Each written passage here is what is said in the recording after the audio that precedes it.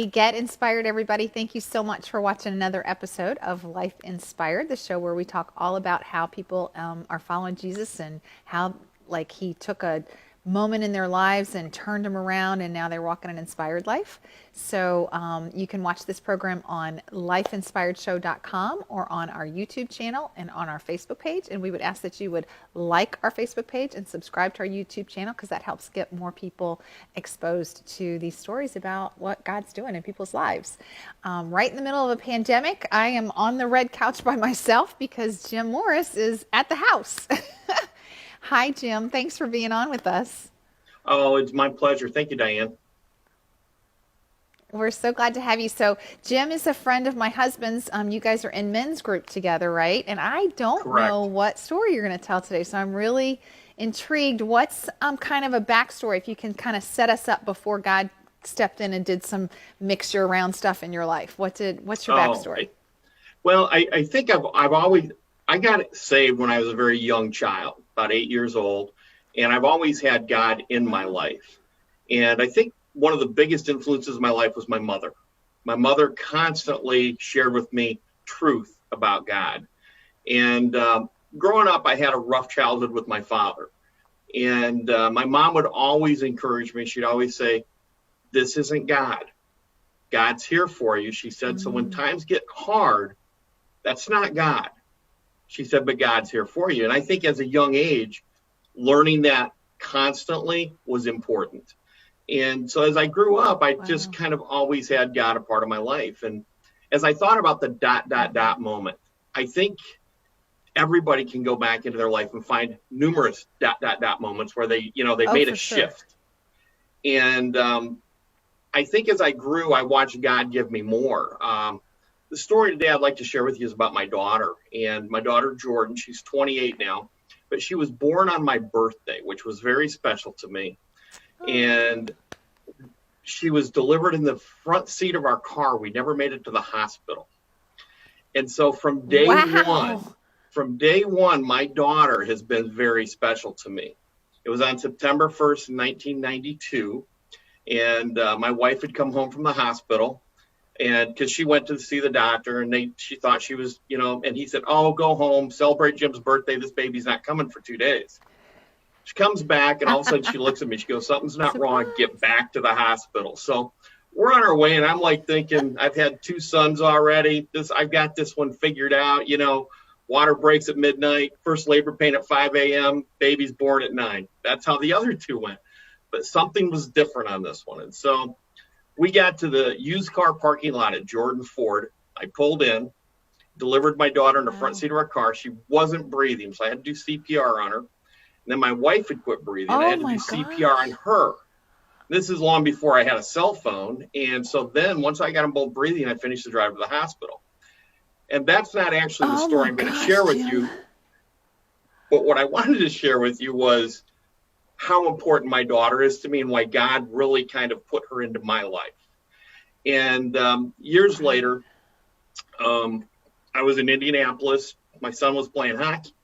This is a story that I would like to share with you. My wife and I ended up being divorced in 1999, which really kind of shook me to my core.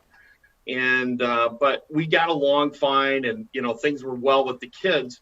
But I just kind of kept going through my life, and just I was teaching kids at GCC, and if I seen openings in my life that God could use me, I'd always try to step into them. But on January 19th, 2008, I was in Indianapolis, and Jordan and her mother were heading north to South Bend for Jordan's very first formal. She was a freshman at Penn. And she was like so excited, and she had the date and the dress. And I stayed in Indianapolis with Jesse, my son. So while we're there, they left about 1 o'clock in the afternoon to get her back in time for her formal and get her hair done and makeup. And about 6 o'clock, I'm sitting at Fisher's Ice Arena. And somebody looked at me and they said, "Jim, I think somebody just paged you." Now, this is 2008. Who pages anybody, And I said, "What about?" And they said, "It came over the loudspeaker." I wasn't even listening. So I went to the front office. I said, "Hey, did you page Jim Morris?" And they said, "Yeah, there's a phone call for you from a hospital in Fort Wayne." I'm thinking, why would a hospital be calling me from Fort Wayne? And so I get on the phone, And they said, is this Jim Morris? And I go, yes. And they said, we believe we have your teenage daughter. And I said, no, I think that's a mistake. I said, they were leaving Indianapolis, driving to South Bend. They weren't anywhere near Fort Wayne. I said, so I don't think that's possible. They said, no, there was an accident in Peru, Indiana, and she was airlifted to us. And they said, she's going in for emergency surgery right now. We don't know if she's going to make it. You need to get here. Wow. Shook me to my core right there. And so many things went through my head. I'm like thinking to myself, it's not true. They've got the wrong person. And so I told them, I said, well, why do you think it's my daughter? And they said, well, she had a hotel key card in her back pocket, and your name is on it when we had it run. So they could figure out it was me. And she said, and she came to long enough to say her father's name was Jim Morris, and he was watching her son play hockey, or watching her brother play hockey in Indianapolis. And so they just started calling ice arenas till they found me. Wow. It just shook me. And so I'm still on the phone and my hand's shaking. I'm trying to take down directions and what hospital. And I said, what about her mother? Her mother was driving. And they said, we can't tell you that. And I said, well, you need to, because I got to get my son off the ice and he's going to want to know about his mother. And so they said, we can't tell you, but a state trooper can. So they put a state trooper on the phone, and he said that she was pronounced dead at the scene. Later on, I found out that a man had been traveling south on the wrong side of 31 going towards Indianapolis. And they crested the top of the hill, and he hit him head on. And oh, my gosh. I was just gone. Mentally, I was just kind of like really shook. So sure. I hung the phone up and I had to go get my son off the ice. And so he was actually in the locker room between periods at the time. So I went and got him and he broke. I told him his mom had died and that his sister may not make it through surgery. And he started crying.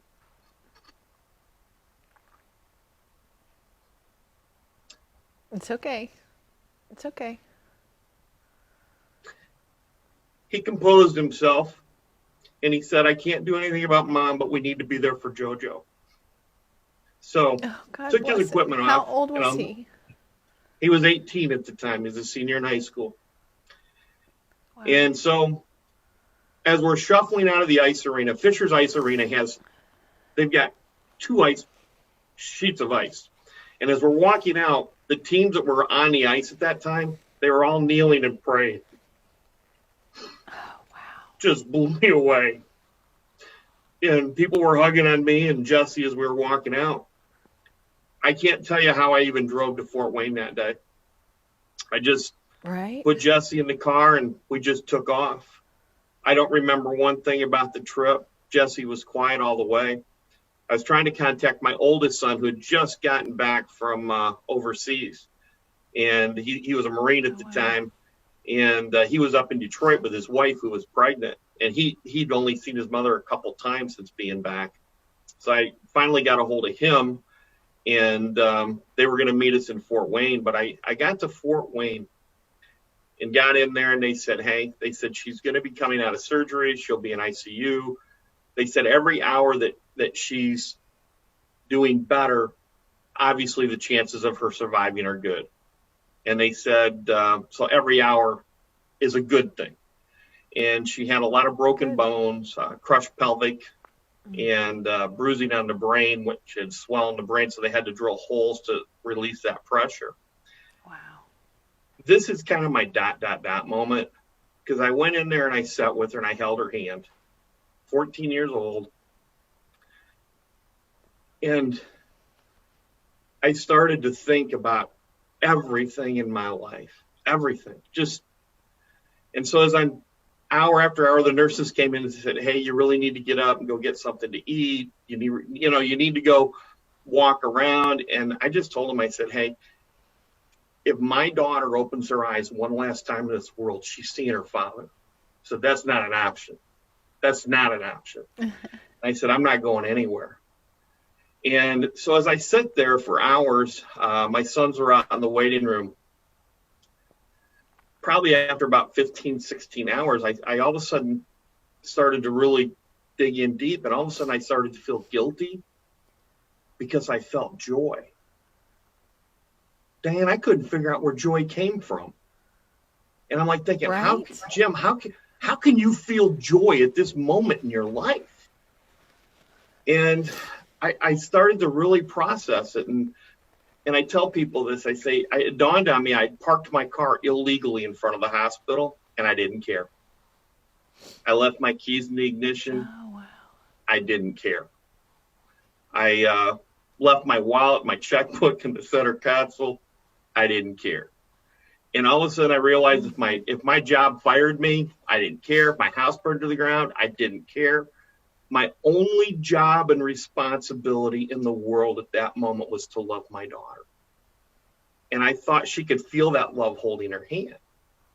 And if you can't have joy when your only job is just to love your daughter, when are you going to have joy? And so as I sat there and I held her hand, I knew if I could feel that joy, that she would feel that same joy from me. It just made life so simple at that time for me. They came in and they said, hey, it looks like after 28 hours, they said, it looks like she's going to be okay. She's not out of the woods, but it looks like she's going to be okay. And they told me, they said, when she comes to, you can't let her know that her mother passed. And I really struggled. And I said, that's not an option for me. I said, I will tell her the truth. I'm not going to lie to my daughter. I said, because if I lie to her about her mother, is she going to believe me about her health then? Is she going to believe me about her getting better? Right. I said, I've got to tell her the truth. And so about 29 hours into it, Jordan opened her eyes and she couldn't move because they had her strictly down so she couldn't move. Yeah, exactly. Right. And she looked up at me and I said, honey, I said, I love you. And she said, I love you. She just kind of like mouthed it to me. And then she asked me, she goes, is mom at home or is mom in the hospital? And I said, honey, your mom didn't make it. And a little tear kind of comes down her eye. And I said, but I'm here. And I said, I'm not going anywhere. That was my ... moment in my life. It simplified life. Things that maybe used to be kind of pressurized for me or brought stress in, they don't really do that anymore. And, I'm in sales. And if I get somebody that's angry or upset, and I had a guy one time got really angry at me. And all of a sudden he says, do you think this is funny? And I said, no, why? And he said, because you're laughing. I said, no, I'm smiling. I said, because if it takes just this little bit to get you this upset, you've not known pressure, you've not known stress, you've not known disappointment. And I said, so I'm happy for you. And all of a sudden, just that room just kind of like just went back, all the air just went out of it.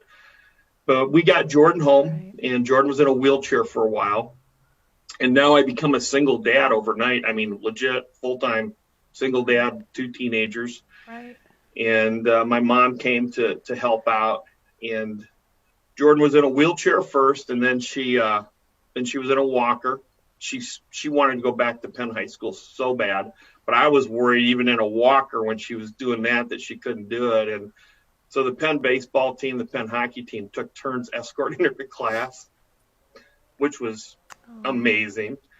And but about a year later, I remember Jordan sat in my lap, and she asked if she could, and she said, Dad, why did God take Mom? Tough question. And I told her, I said, honey, I can't answer that, but I said, I can tell you this.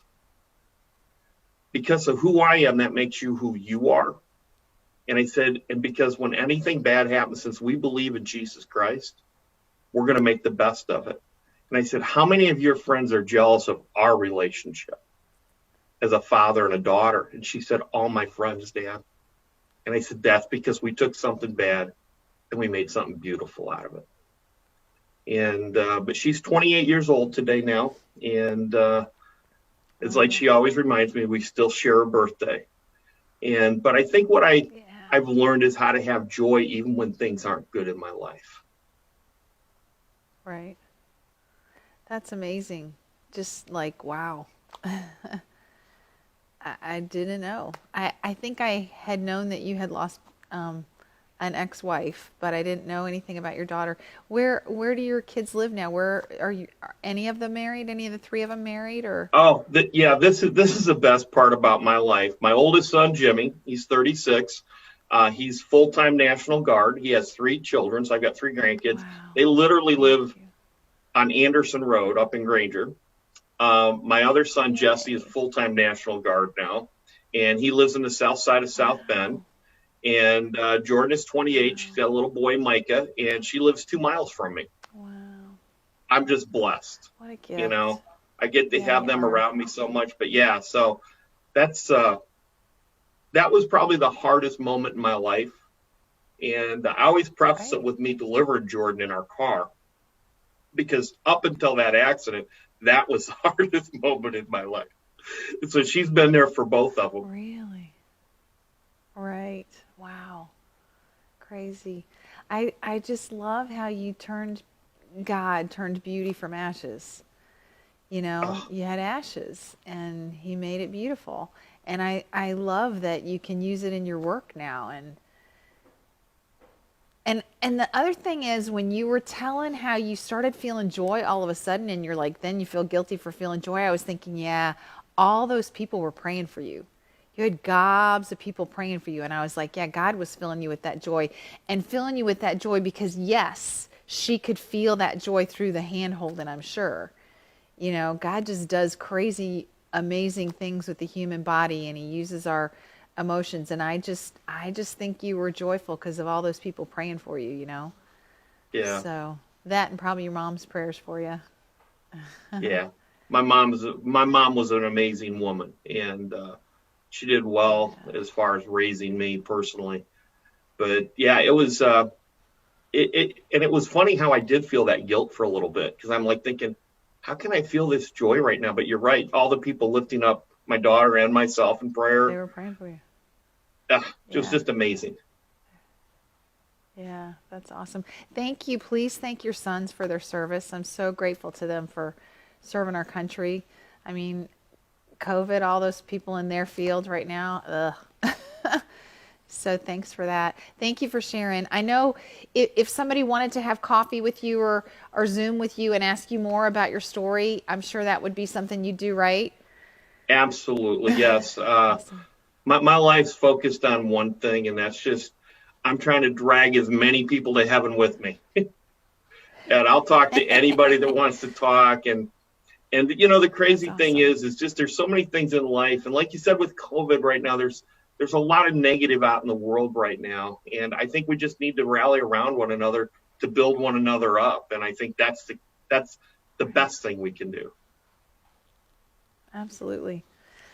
Well, thank you so much for sharing. You guys, thank you for watching. This was a powerful testimony. I know you know somebody that needs to hear it, so share it to whoever needs to. If you watched it on Facebook, share it through Facebook. If you watched it on YouTube, share it from YouTube. If you watched it from lifeinspiredshow.com, you can share it that way. But somebody needs to hear Jim's story today. Somebody that has lost a loved one or maybe needs a mental adjustment for, yeah, if you get stressed about a little bitty thing, you're very blessed that you haven't had hard things and really hard things in your life. So it's a beautiful testimony, Jim. Thank you for sharing with us. You're welcome. Thank you, Diane, for letting me share. Yeah. And thank you guys for watching. You guys have a great week. Bye-bye.